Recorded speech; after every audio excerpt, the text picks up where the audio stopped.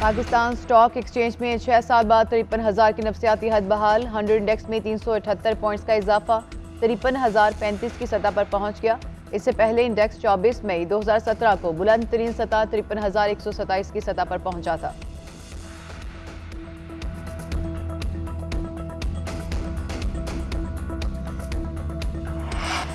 Supreme court में election case की समाअत शुरू होते ही वक्फा। अटॉर्नी जनरल ने मौके पर इख्तियार किया कि सदर इलेक्शन कमीशन की मुलाकात के मिनट्स अदालत को कुछ देर में फ्राहम कर देते हैं। चीफ जस्टिस ने रिमार्क किए कि ठीक है, फिर केस को आखिर में टेकअप कर लेते हैं। पहले हम रूटीन के मुकदमात सुन लें, बाद में इंतखाबात केस सुनेंगे। इलेक्शन कमीशन आज सुप्रीम कोर्ट को इंतखाबात की तारीख पर इत्तफाक से तहरीरी तौर पर आगाह करेगा। गुज़िश्ता रोज सदर ममलिकत और इलेक्शन कमीशन ने 8 फरवरी को इंतखाबात कराने पर इत्तफाक किया।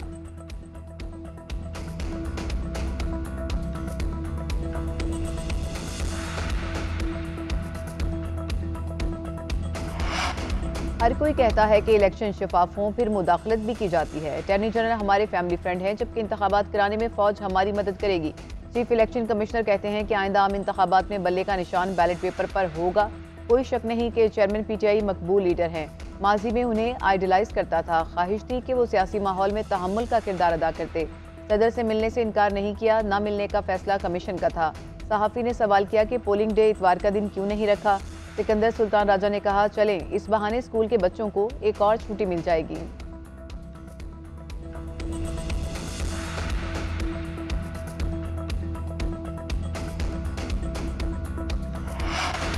सिंध हाई कोर्ट के चीफ जस्टिस इरफान सादत सुप्रीम कोर्ट के जज बन गए। ओहदे का हल्फ उठा लिया। तकरीब हल्फ बर्दारी सुप्रीम कोर्ट में मुनाकिद की गई।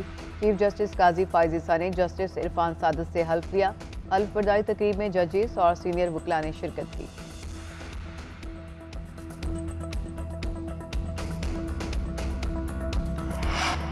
पाकिस्तान में गैर कानूनी मुकीम अफराद की इनखला का अमल जारी। कराची में गैर कानूनी अफराद को हाजी कैंप, स्काउट हॉस्टल और जैकबाबाद जिम खाना में रखा गया।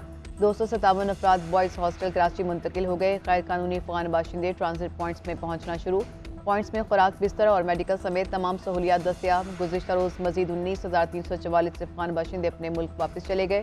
430 गाड़ियों में 1453 खानदानों की वापसी अमल में लाई गई। अब तक मुल्क जाने वाले अफगानियों की तादाद 1,62,479 हो गई।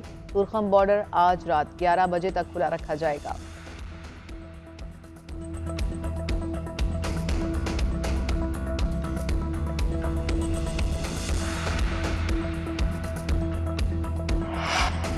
साबिक वज़ीर-ए-आला पंजाब परवेज़ इलाही को आज भी अदालत पेश नहीं किया गया। स्पेशल कोर्ट सेंट्रल में अडियाला जेल हुकाम ने मेडिकल रिपोर्ट जमा करा दी। रिपोर्ट के मुताबिक परवेज़ इलाही सफ़र के लिए फिट नहीं।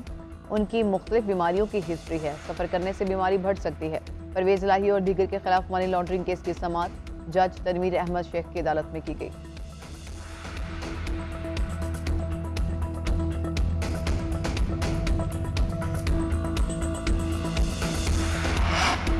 साइबर क्राइम केस में खदीजा शाह लाहौर की जिला कचहरी में पेश। FIA ने जिस्मानी रिमांड की इस्तदा कर दी। मौके पर इख्तियार किया कि 9 मई को खदीजा शाह ने इश्तियाल अंगेज ट्वीट किए, वो अभी तक रीट्वीट हो रहे हैं।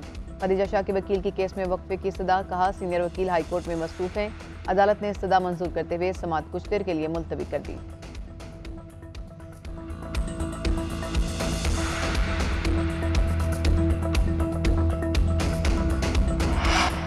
और वर्ल्ड कप के 34वें मैच में आज अफगानिस्तान और नीदरलैंड्स में जोड़ पड़ेगा। लखनऊ में काना क्रिकेट स्टेडियम में पाकिस्तानी वक्त के मुताबिक दोपहर 1:30 बजे ये टीमें मैदान में उतरेंगी। अफगानिस्तान और नीदरलैंड्स की टीमें मेगा इवेंट में अब तक अपने 6 मैचेस खेल चुकी, जिनमें अफगानिस्तान 3 में फाते रही, जबकि 3 में उसे शिकस्त का सामना करना पड़ा।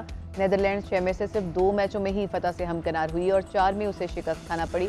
पॉइंट्स टेबल पर अफगान टीम 6 पॉइंट्स के साथ छठे नंबर, जबकि नीदरलैंड्स की टीम 4 पॉइंट्स के साथ 8वें नंबर पर मौजूद।